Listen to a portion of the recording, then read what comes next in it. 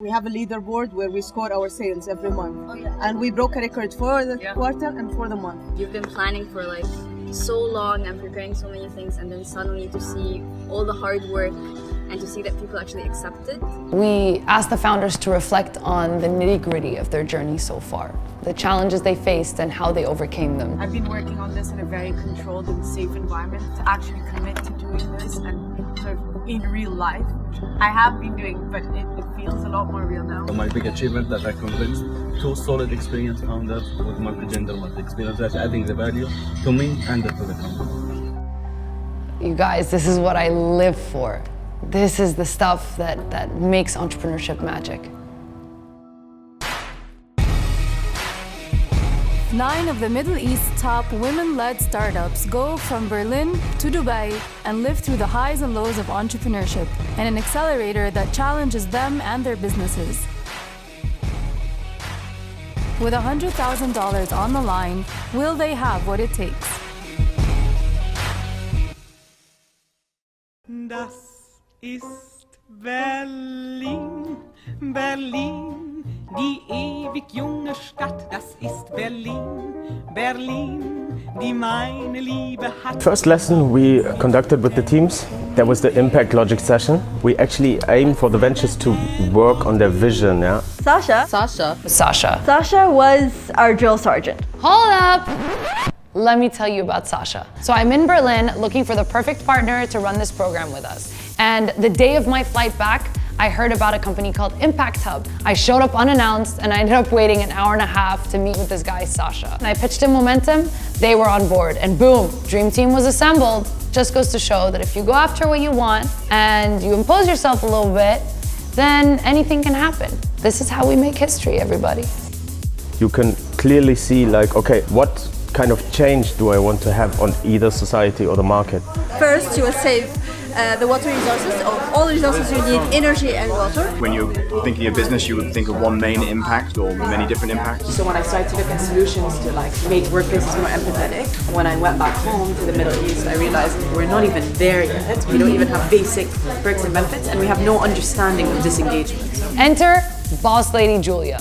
What's your differentials? Why would they be using your product instead of the alternatives they might have? Julia is a former entrepreneur and VC from Brazil, and she just schooled everybody on their business model canvases. Julia was really instrumental in challenging each of the company's assumptions about their business model and financial plan. In the beginning, it's quite difficult to accept criticism, and you are so convinced about your own product that nothing is better and it's the best version of itself. Usually I am the boss, so nobody questions what I want or do or say. I feel challenged. You come in thinking that you're solid and you think that you have all the answers figured out, and then you realize that, that's not true.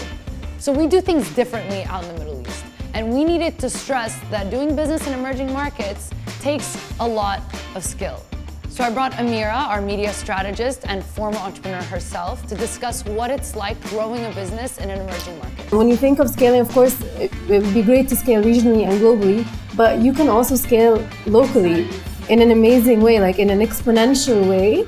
Maybe personally for my generation, there's a big thing of like, if the system's broken, I'm gonna do something outside of it, but that's not how things change. So I think as entrepreneurs, there's also like a great opportunity and responsibility to work within the system sort of in a more innovative way. I introduced the feature of you can book us on the phone.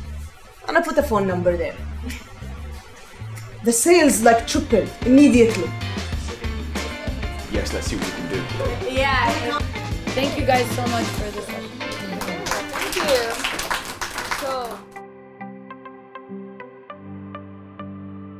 you. This is not your regular accelerator.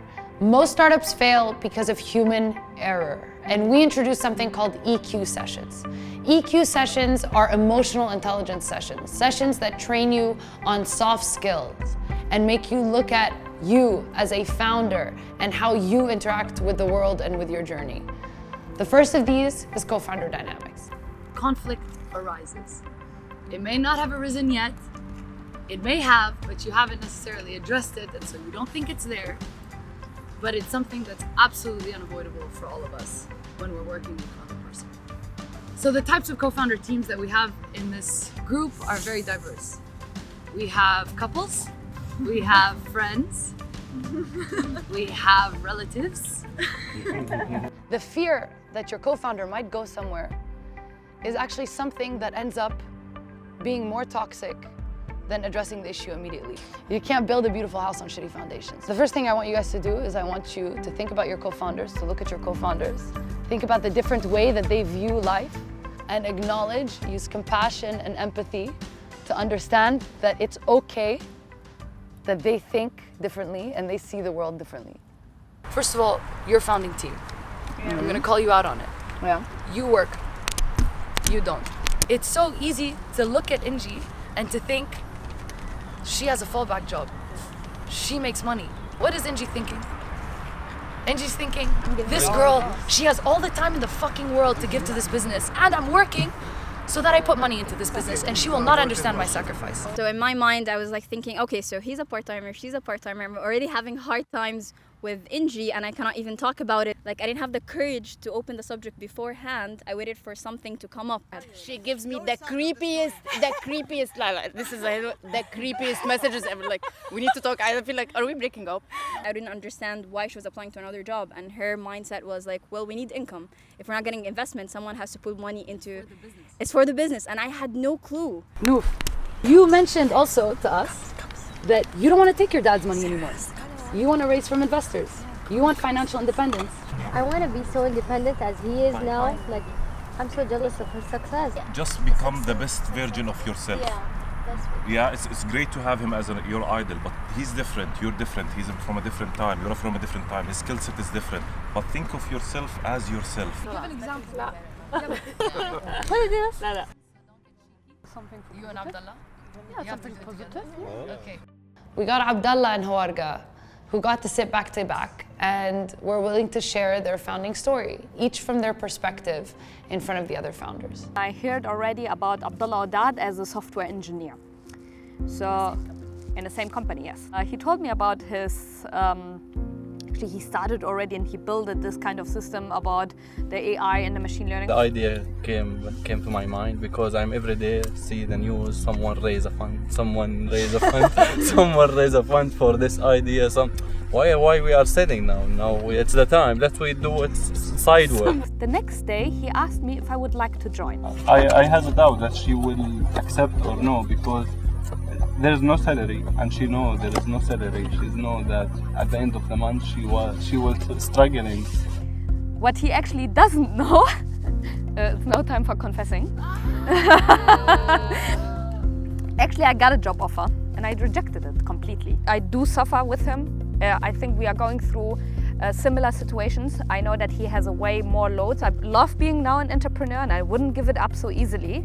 But if it really has no chance, I wouldn't love to see him going down, not so much about me. Yeah. Sadid to me has always been a bit of the odd couple. I was really surprised to see the depth of what they shared. The whole setting makes it like you're having counseling, marriage counseling, and then bam, emotional disruption. It's not just that we related to everything again, but it was also realizing that this is very, very important, very dangerous if you don't like fix it head on from the beginning. Especially that we're best friends. Yes. So I'm a sole founder, and I think that I've been apprehensive about taking on somebody and working with someone for a reason because I definitely need support, and every day I'm becoming more aware of where the gaps are for me. So after a grueling week, emotionally, physically, and mentally exhausting, we had to let loose. And what better way to do that in Berlin than vote day!